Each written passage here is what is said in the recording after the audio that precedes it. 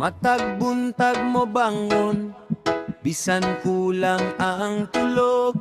Ngalan sa anak ug bayranan naa sa huna-huna pirme hugot. Kapera ang kauban sa klase nga punog kasaba. Pero ngisigi hapon bisan luha na ang naglaba. Sweldo mo agi, murag hangin ra. Utang naghulat, bills naglinya.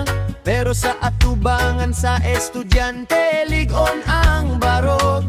Kayang kaugmaon nila, maoy imong gisalig. Bisan kapoy nakaayo, ayaw pag-undang. Ang imong sakripisyo dili sayang. Padayon, maestro, bisan bugat ang kalibutan. Utang o problema di makapildi, sa kasing-kasing matinud anon sa matag tudlo. Paglaom imong ginatanom, panahon mo abot. Ikaw usab ang patamnon.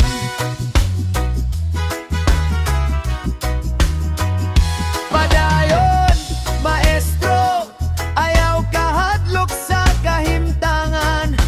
Dili man dato sa kwarta, pero dato sa kaalamang imong kalisod karon.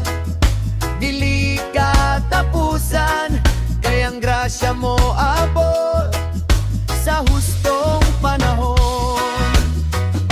Dagang mangutana, ngano man magpabilin.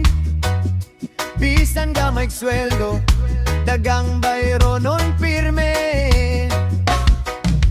Pero kung makita nimo ang bata nga mosalit, maunay rason nga nung kamo padayon nubusali. Mga damgo nimo usahay, mauna sa uban. Imong kaugalingon makalimtan.